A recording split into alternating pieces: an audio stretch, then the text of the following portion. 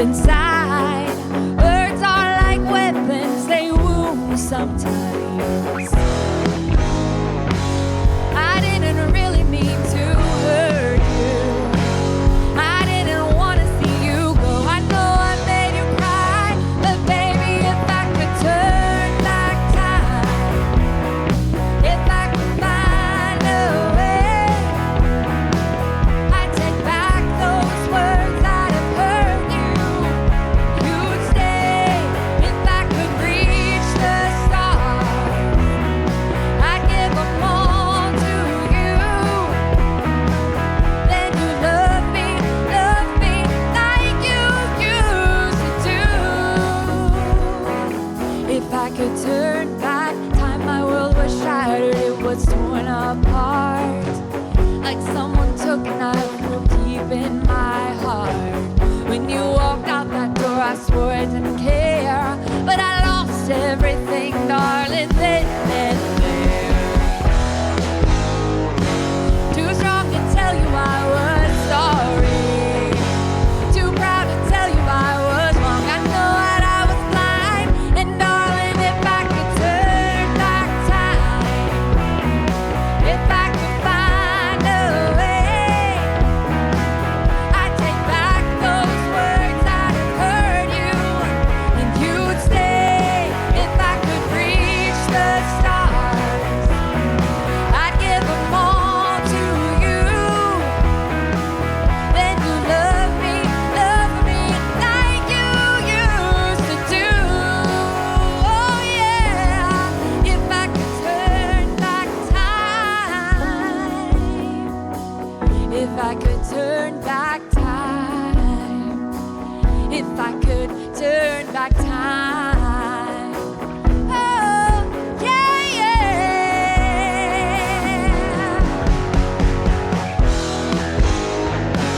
I didn't really mean to hurt you. I didn't want to see you go. I know I made you cry, but baby, if I could turn back time, if I could find a way, I'd take back those words I'd have heard you. If I could reach the stars, I'd give them all to you. Then you love me like you used to do.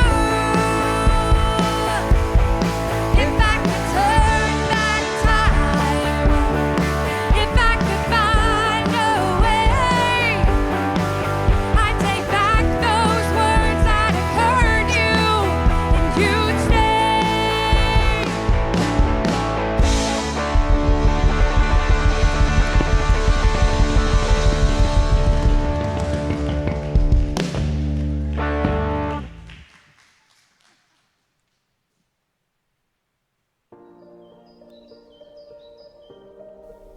Welcome to One Life Explorer Edition. How would you like to explore church as an insider rather than an outsider? Wouldn't it be nice to explore church and all that goes with it? Faith, worship, love, prayer, the Bible, the afterlife, but in an environment that was open to questions and discussion rather than suspicious of them. That's what we're inviting you to do. Wonder. So here's the plan.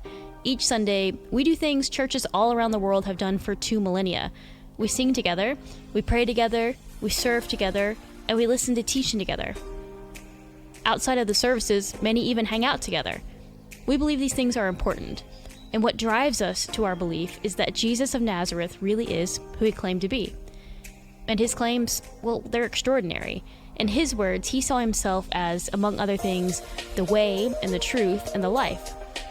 And as bold and unlikely as that claim may seem, we believe there are lots of good reasons for 21st century thinking people to believe it.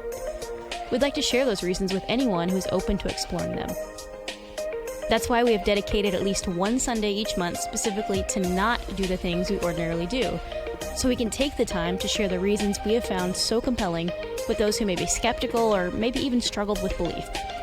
That's what One Life Explorer Edition is all about. It's for you, the explorers, those who are open but have honest, thoughtful struggles with the extraordinary claims of Jesus, or who might have suspicions about religion in general, or just church specifically. Each time we'll take a different topic that we hope is of interest to anyone, from big questions like where did the universe come from, to why has the church done so many awful things in the past? We want to create an environment of honesty, transparency, but also intelligent discussion. Sometimes our approach will be simple, and other times we'll use our love for elaborate production and art to bring the message with a little more velocity and creativity. In simplest terms, Jesus made a lot of extraordinary claims about himself. The most important thing we want to do is present reasons why we think Jesus should be believed. Then we want to invite people to dialogue and explore the most important questions of life. Welcome to One Life Explorer Edition. Welcome to the journey.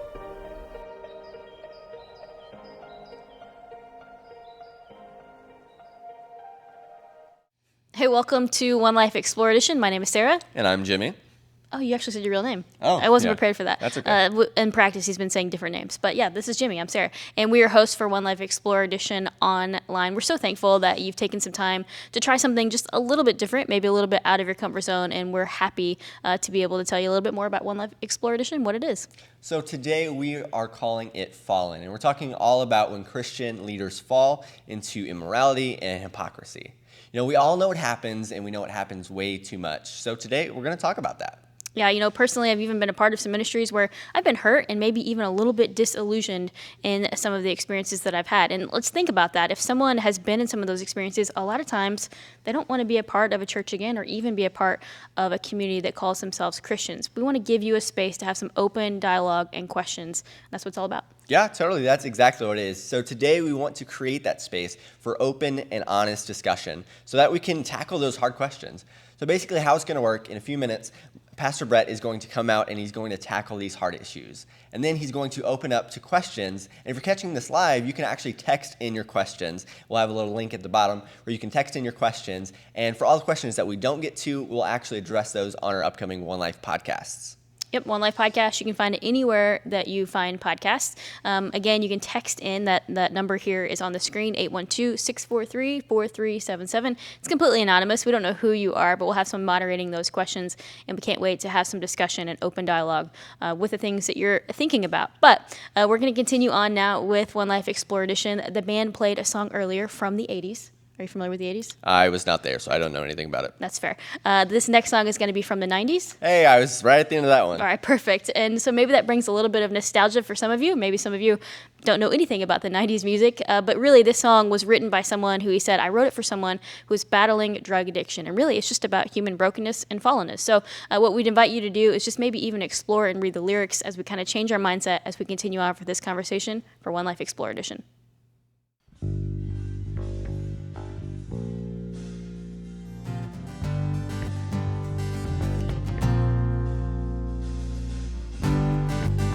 It's not my problem anymore.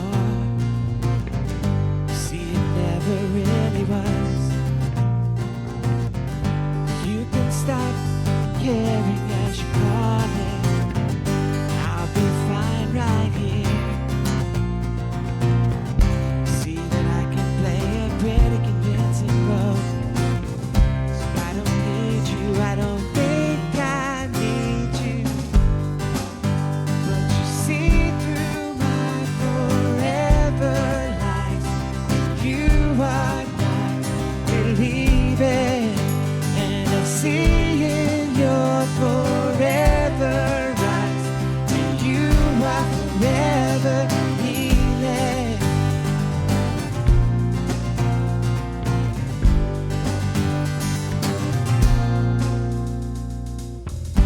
You can't hear what I'm not saying, and I can't hold on long enough. Treading water, I keep from sinking. I'm not one for reaching. You see that I can play a pretty convincing role.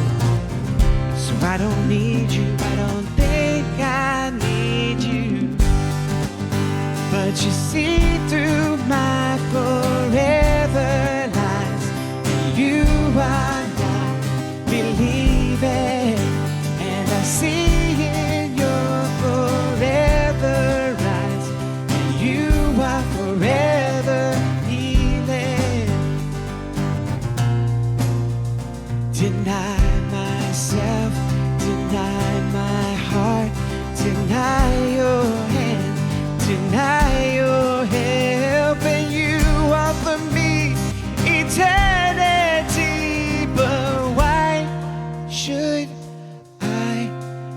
deny that.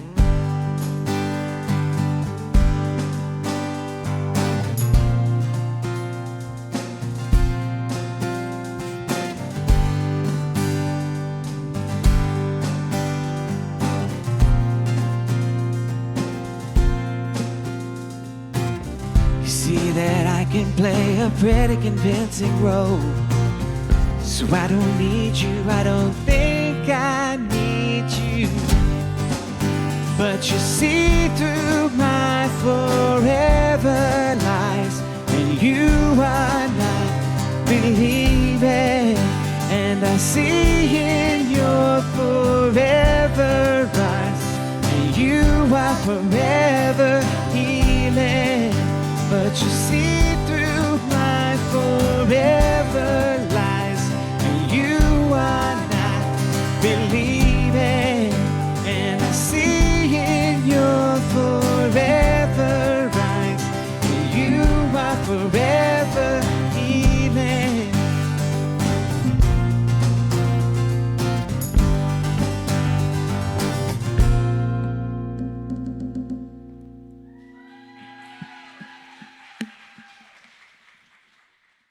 Well, everyone, thank you very, very much. All of you, especially those who have been willing to step out and take us up on the offer that we've had to explore. And hopefully you heard the video at the beginning that explains what we're doing today, how it's different from normal church, as it were. And I especially want to thank all of you who stepped out that are interested particularly in the topic, because you have been disillusioned. You have been hurt. You have been someone who has watched leaders or people that you trusted and you cared a lot about, and you really put a lot of stock in them, and they let you down in profound ways. Thank you for being willing and open to even consider what we're going to be talking about. So it was way, way, way, way back in the day. Back in the day before smartphones, okay, I had a number of different jobs, and one of those jobs was to deliver office products. I was a delivery guy, and here's what I learned about being a delivery guy, is that in those days anyway, the radio was your ticket out of boredom, okay? So I'm driving around a truck all day, and you kind of fished around to find interesting things all the time. And I remember I was dialing through, and I remember hearing this voice that caught my attention. And it was a voice that had an accent that was cool, and so I was listening to him, but he was in just at the beginning of a very, very compelling story. And so the story's going on, and I'm listening, and then he gets done with the story, and he starts applying it, and he starts applying in profound, amazing ways. And about 15 minutes into hearing this guy talk, I really remember having this thought, literally, this is the best speech I've ever heard in my life. And I've heard a lot of speeches. This is the best speech I've ever heard. And then they got to the end of the show, and they didn't say who it was. I was like, oh my goodness, who was that? So I went on this research project, find out who was that guy. I'm surprised I didn't know who it was, because he was an international speaker. He was someone that went to places like Yale and Harvard and Cambridge and Oxford and talked about the Christian faith to people in the thinking world. He was kind of like the Billy Graham for the thinking person, as it were. And I was so attracted to it because, if I'm being honest, he was being what I longed to be. I just loved it. So I followed his ministry. My wife and I, we went to see him up at Indiana University live, and it was just amazing. And I would recommend others listen to him. But then a few years before he died, he passed away in May 2020. There was one allegation made by a couple up in Canada that the wife said that he had been very inappropriate with her. Now, it was dismissed as blackmail. When it first came up, gosh, this is the Billy Graham for thinking people. No way could this be true. But after he died in May 2020, they found out that he had invested in massage therapy clinics. And many of those massage therapists came forward after he died and talked about his sexual abuse, molestation. One even accused him of rape. Now, an outside organization was brought in to investigate this, because these are very, very heavy accusations. And the outside investigative team came out, and you can see this online. They gave an extensive report where they said that the allegations are true. They found 4 of his phones that had hundreds of pictures of women, many of them nude photos. His name was Ravi Zacharias. Ravi Zacharias. Maybe you've heard of him, maybe you haven't. Now, if it's always horrible when anybody does something like that, but it's especially horrible when it comes from someone who presents their life as just the opposite and even speaks against the very opposite, isn't it? There's something that rips and tears at our souls of that. So that was Ravi. But unfortunately, he's not the only one on the list. Okay, so one of the things that we do around here is that we do like a backup videotape for, and it's also a way for me to do the message in front of our staff, and they'll kind of evaluate it and say some things. And what I was going to do next was I was going to run down a list of different big names that had fallen in one way or the other. And one of their evaluations was the list was too long. The list was too long. There was too many, so I shared so many. So I did an edited version of the list. But it's important to point out, you may have heard some of these names because it needs to be said. This is Ted Haggard, kind of an interesting picture. Ted, he's got a really interesting smile on his face. But Ted Haggard was over a major church out in Colorado, and he was also president of one of the most prestigious evangelical organizations in the country. And he was outed by a male prostitute that said he had come to him and they had done meth together, and those allegations turned out to be true as well. Carl Lentz was baptized Justin Bieber. He was a pastor out in New York, and he came out and said that he had been unfaithful to his wife, and a number of women have said that he sexually assaulted them. Bill Hybels. Now, Bill Hybels is someone that was, I didn't know him personally, but he was a mentor of mine through the years. He was a hero of mine. I sat under his leadership many times, sat in rooms with him, listened to ask and did Q&A, the whole bit. We host a leadership conference every year, and he was the one that started that leadership conference, just a major guy. And towards the end of his, right before he retired, a number of women said that he had been made inappropriate sexual advances with them as well. Ended up on the front of the New York Times. A guy named Tony Alamo. Now, I had never heard of him, but he was a little bit the extreme. This is a picture of him. Yes, he is in handcuffs. He's being taken away by the police. He was a major preacher back apparently in the 70s, but in 2009, Alamo was sentenced to 175 years in prison for sexual abuse, transporting underage girls across state lines for sexual purposes, pedophilia, marrying an 8-year-old girl, and child rape. And then finally, this is Mark Driscoll. Mark Driscoll is and because not all of these are sexual, most of them are sexual, but not all of them. Mark Driscoll was not outed for sexual indiscretions. He was outed for spiritual abuse and just arrogance and his temper and all these kinds of things, just being kind of leader behind the scenes that people just couldn't cope with anymore, and abused his power and all the rest. And as a matter of fact, I would highly encourage you. There's a podcast produced by Christianity Today magazine out right now that's called The Rise and Fall of Mars Hill. And Mars Hill Church was Mark Driscoll's church. And they do a very well-produced, insightful investigation into all this and look at it from all angles, and it's fascinating. But the list could go on and on and on. As I said, it did, and I edited it down. Here in our own community, we've had these kinds of things happen in the tri-state. Here in our own church, we've had these kinds of things happen. Friends of mine that I've led with, done life with, have gone off the rails and hurt people. So what do you do with that? Especially if you're in the explorer seat, there's a number of questions it raises. First of all, why does it happen at all? And why does it happen so much? And then why does it happen in the extremes? Some of these things are 175 years in prison. I mean, that's extreme. It does happen in the extremes.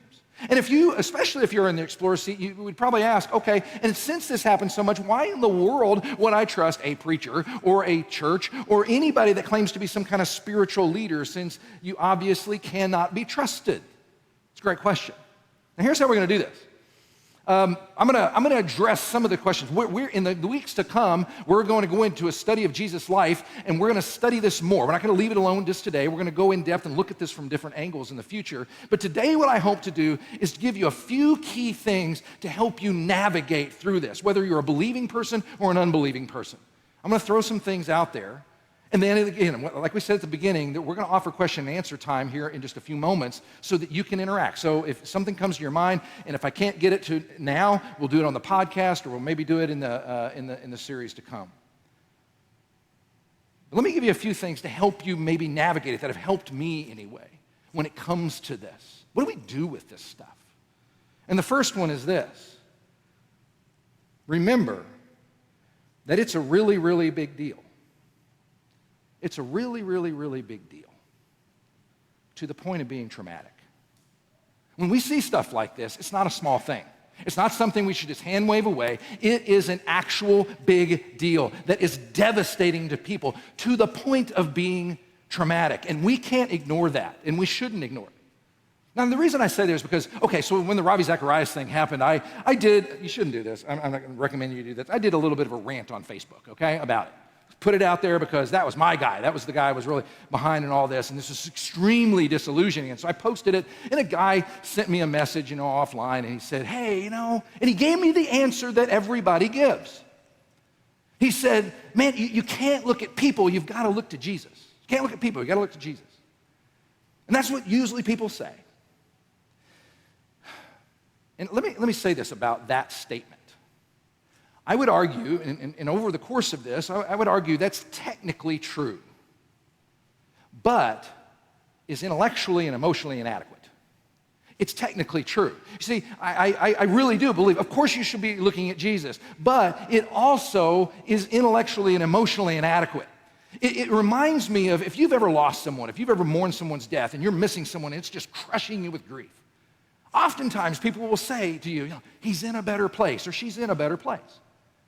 Well, and technically that's true. And especially as a believing person, I believe there's a heaven. I believe there really is a better place. But it's emotionally and intellectually inadequate. It's not the kind of thing that should be said. Did you know that the Bible actually doesn't tell you to do that if you're a believing person? You're not supposed to go to people and say he's in a better place. You know what you're supposed to do? The Bible literally tells you what you should do when you're seeing someone mourning and grieving something. It says that you should mourn with them. That if they're weeping, that you ought to weep too. Because that urges you right. And I guess the points that I first out of the gate that I'm trying to make is this stuff is a really, really, really big deal, and we need to open up, and I need to say first and foremost, we need to grieve this stuff. It's disillusioning, it's hard, it makes you, it upsets you on levels that are very, very hard to cope with. Let's remember that. See, it's also intellectually not gratifying or sufficient. And what I mean by that is, okay, one of the things that's admired about Jesus, really is, by anybody, atheists, agnostics, and people that look at him historically, of the many things that they admire about him, is that Jesus, one of the characteristics of his life is he gave his message and his movement to people kind of less than him. He was obviously this wonderful, amazing person, and he gathered around followers and he trained them and he took them and he said, hey, you guys go out and take this from me. In other words, we need to look at Jesus and not look at people, but it was Jesus' idea to look at people because he does his message and his movement primarily through the vehicle of other people.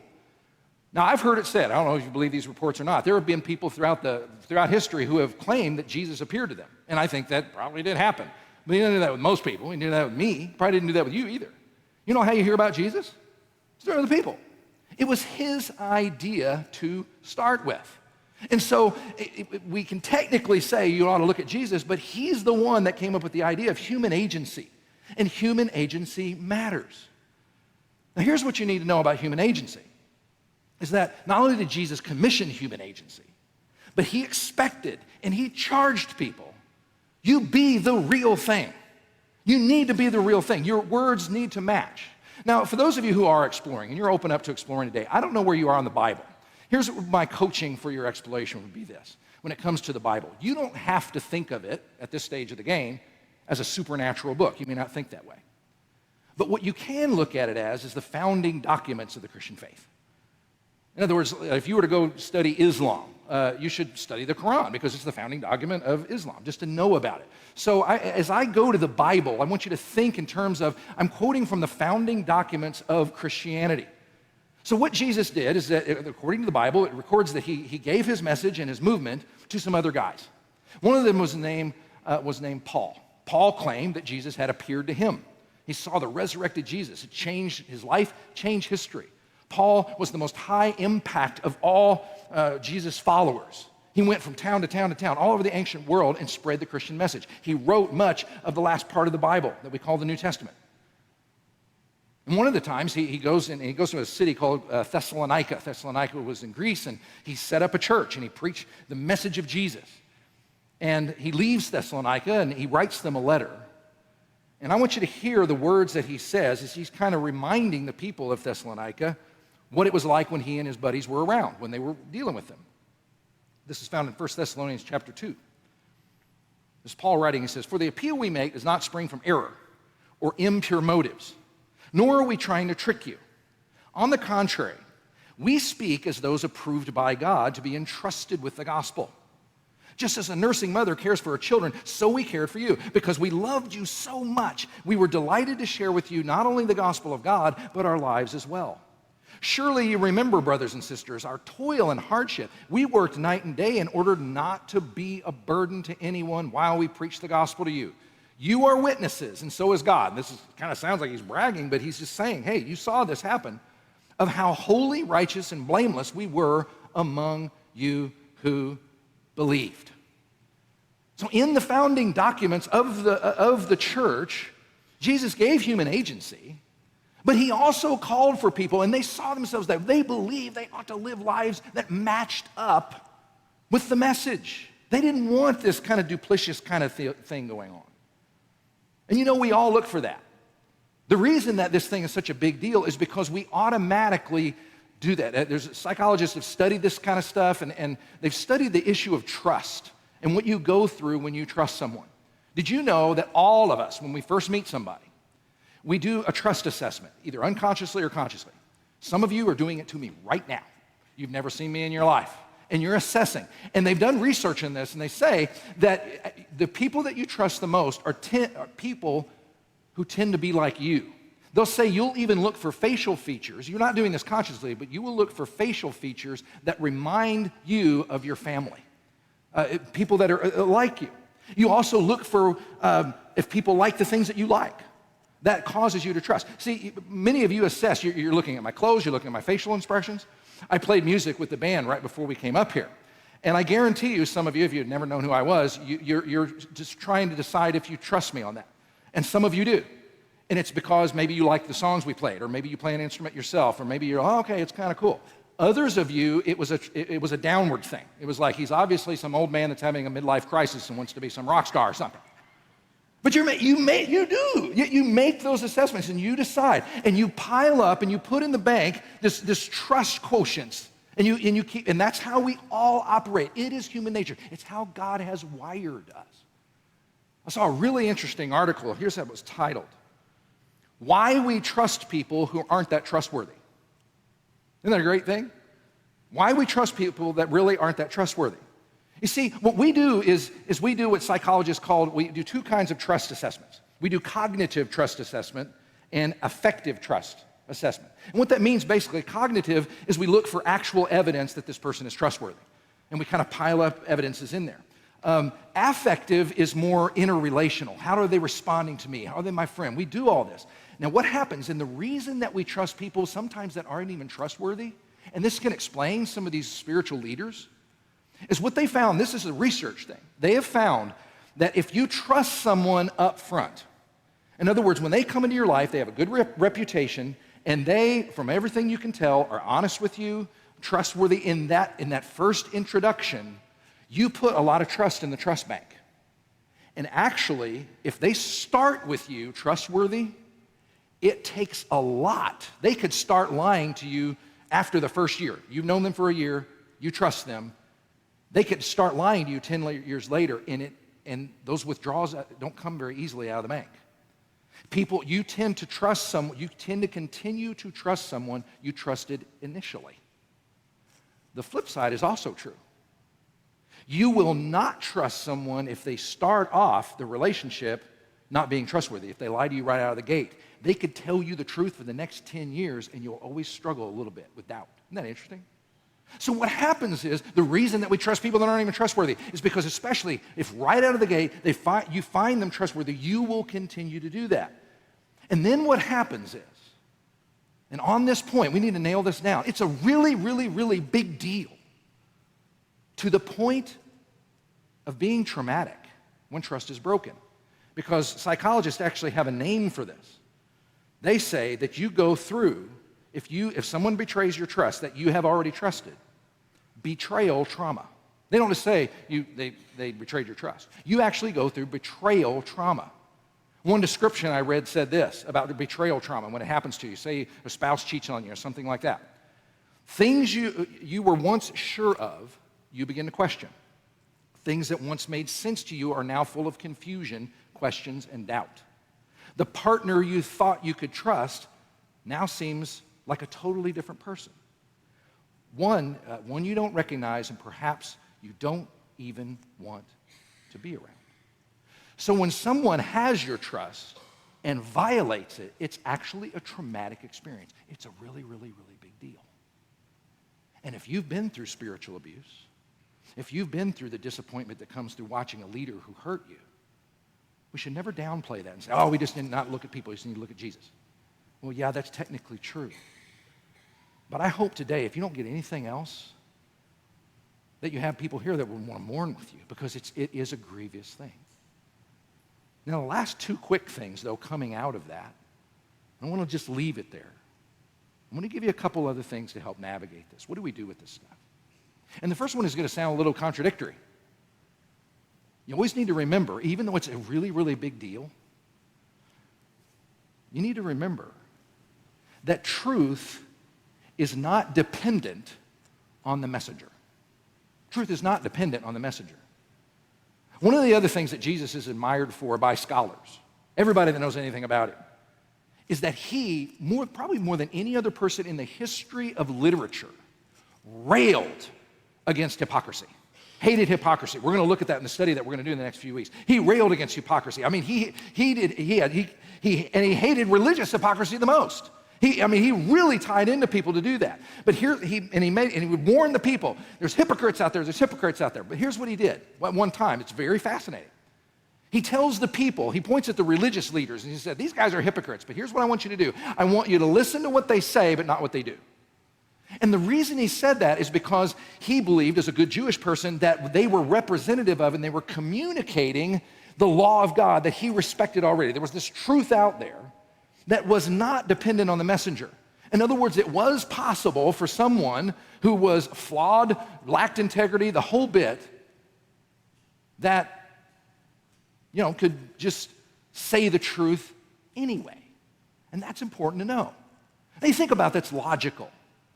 And what you need to know is that the central message of the Christian faith is the person of Jesus, who he was, who he claimed to be, his death on the cross. He really did believe that all people were guilty of something. That whole list that I had up there of all the preachers, they were guilty of things, and the one guy deserved to go to prison for 175 years. Jesus believed that all people were guilty and they had punishment coming. But he also saw his role is live the perfect life that we couldn't live, die on a cross and take the punishment we deserved. That's something that is just in the fabric of everything that he talked about and how he viewed life. And you think, well, that's kind of an interesting message, but I'm not sure I believe it. Why should I believe something like that? The foundational idea is that Jesus rose again from the dead. After he died, the whole Christian movement began with people going around the ancient world saying, we believe that Jesus really did die, he really was put in the tomb, and he really did rise again from the dead. Literally and physically. He actually was graveyard dead, and now he's alive, and he's not going to die again. Now think about that for a second. Here's what's cool about that. If that's true, and what I love about it is, since it's an historical event, you can investigate it. We encourage you to explore around here. Investigate. You can investigate like any other historical event.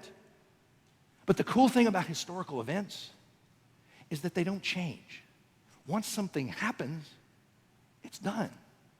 So in other words, even though you have this list of guys who have done these grievous, terrible things, if Jesus rose again from the dead, the fact that they did grievous things doesn't change a bit of that. That's still in place. And I can still place my faith literally and truly in Jesus and who he is.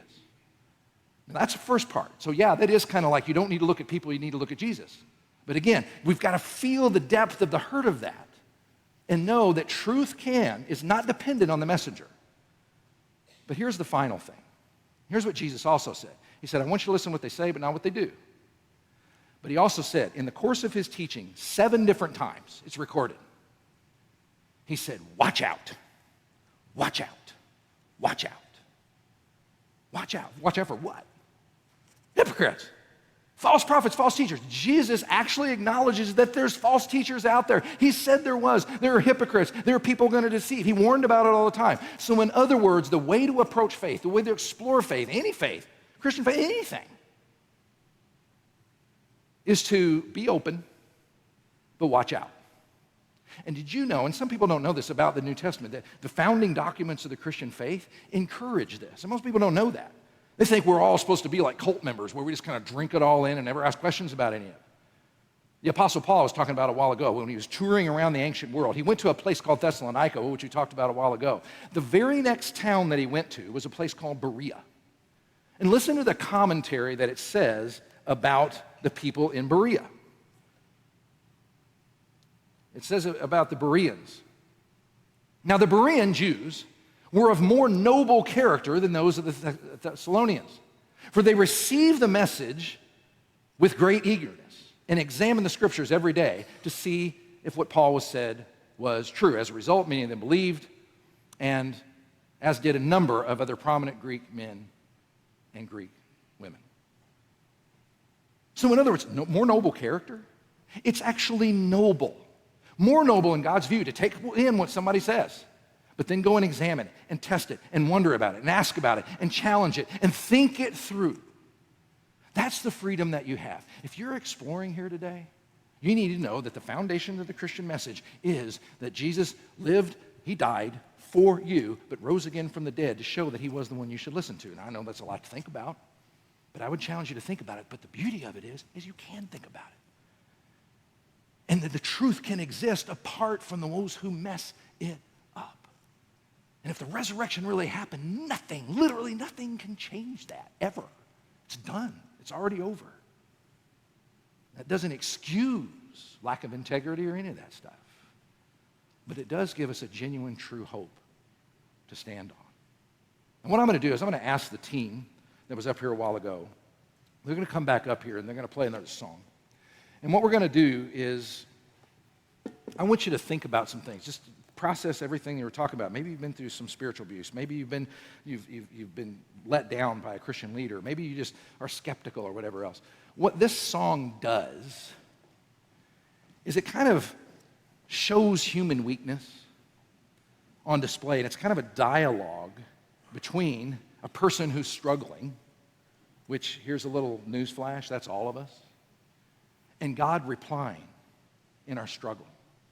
Because we need to remember that the fallen Christian leaders is it's a really big deal to the point of being traumatic. But we also need to know that the truth isn't dependent upon the messenger. And finally, we need to understand that we need to be open. But watch out. Just listen to this and use it as a time to reflect.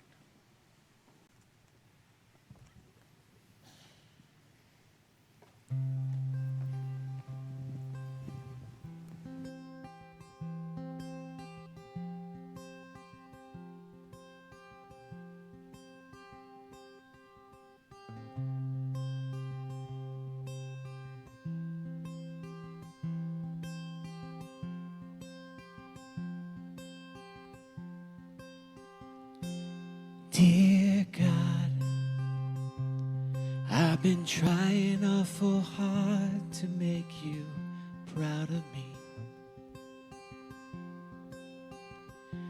But it seems the harder that I try, oh, the harder it becomes.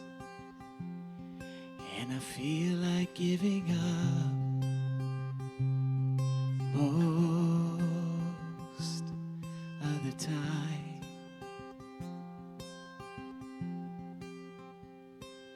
Dear God, I've been chasing their approval and it's killing me. And I know the more I try to prove, oh, the less I have to show. And I'm stuck inside my head most of the time. But if I pray a little harder, if if I follow all the rules. I wonder, could I ever be enough? 'Cause I try and try just to fall back down again. And I ask myself, why do I try to chase the wind? I should lean into the mystery. Maybe hope is found in a melody. So I wanna try again. Oh, I'm gonna try again.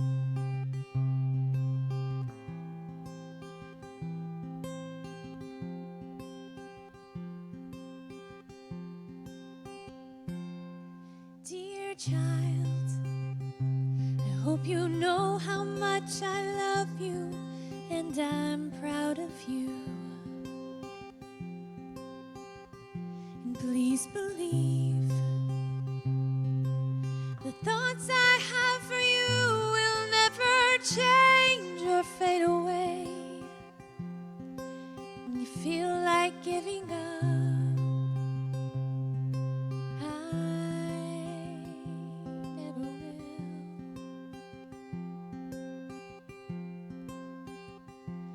I'm not scared of imperfections or the questions in your mind. Just know in me you've always been enough. 'Cause you tried and tried, and I saw you wrestle with every how and every why.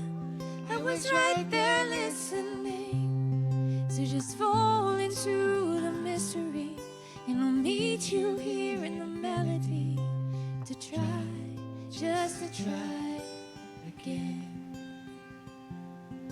My child, would you try again? My child, you can love again.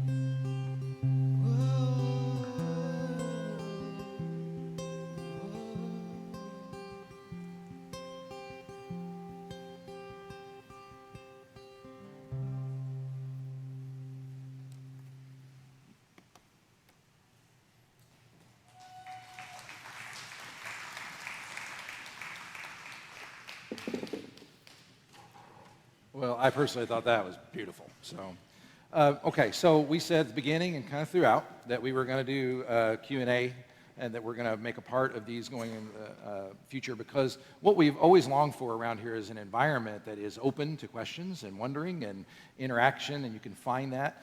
And so hopefully you've texted in any questions that you have. Those of you who are online, you can do that as well. And again, if we're going to go up till the time that we have allotted, because we want to make sure we pick up the kids from kids ministry on time, and so that's very important. And so if we don't get to your question, we will put it on our podcast and may kind of unfold it into the series coming in the future. Now, a couple little disqualifiers here. Or qualifiers. I'm not claiming to be the answer man, okay? I will try to give answers that I have found emotionally and intellectually helpful, but I don't make that claim. I just want to create that sense of dialogue. And I also reserve the right to say, I have no idea, all right? So we'll just start with that. All right. The first question that we have is, why are there no fallen women pastors? Well, this is where I'll pull out that card. I have no idea. I'm going to use it early. That's a great question. I think, and that's also a very loaded one somehow. I did make that observation. I had a lot longer list than I shared, and I could have made an even longer list than that. And it is true. And one of the things that disturbed me was it was obvious that were men. Now, some of it, when you thinking purely logically, not emotionally, it's a numbers game. There's a whole lot more men pastors than there are women. I don't know that it's not ever happened. I'm sure there are corruptions that have taken place, because I'm sure that's happened in companies and in government. There are females that lead things, and so it's not that women aren't capable of corruption. You notice that 80 to 90% of this is sexual. I'm not saying that women aren't pulled into sexual compromise or any of that kind of thing, but it does seem to be more predominant among men. And I think that's true based upon surveys and studies and everything else. That's not just a basic observation. So there is a lot of fallenness that comes as a result of that. But I think when you combine all of that, that's one of the reasons for that. But maybe it does kind of let us know that maybe there ought to be a lot more women leaders out there. So let's just admit it. Okay, here's another one. What would you say to people who love and believe in Jesus but don't want to be associated with the church because of the hurt and hypocrisy?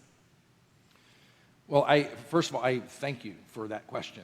That's kind of the essence of it, isn't it? You know, we're trying to speak to those of you who don't believe, but those who do, I get it. Some of it I said in the message. What I have to count on and always recognize is if Jesus rose again from the dead, literally and physically, that's true no matter what. Now, the other thing I also have to remember was the church was his idea. The church is his idea. And one of the things I've learned from studying that I've been paid to study the New Testament for my entire career, for 25 years. And one of the things it assumes is that you're a part of a community. It's just there. I didn't make it up, but you can make a very good case. I understand, I get it. But here's what I also know. Sometimes I have to do this because I've been let down by a number of people. But I also have to remember all those who haven't let me down. And those numbers are actually greater.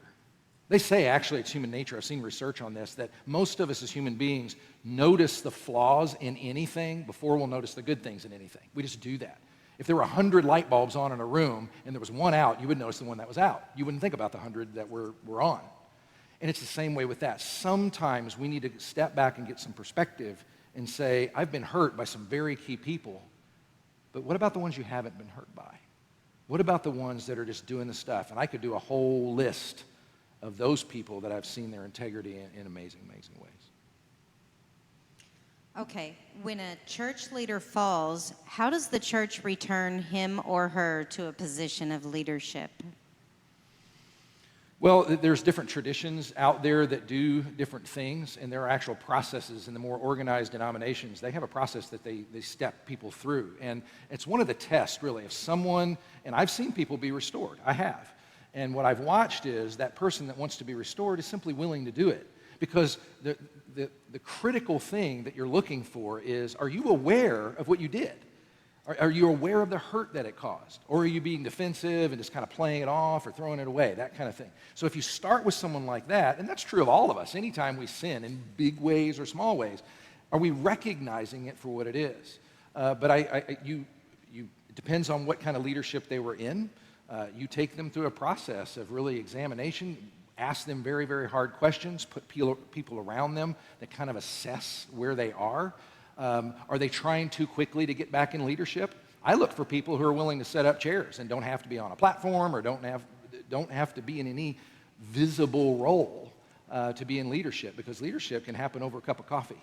So that's what I would include in the process, but it is slow. It probably needs to be slower. And there's a lot of cases where there are prominent people who have fallen. They started in the process and they jumped off and just went back on TV or whatever else, and I think that's a foul ball. But there are processes that they do have.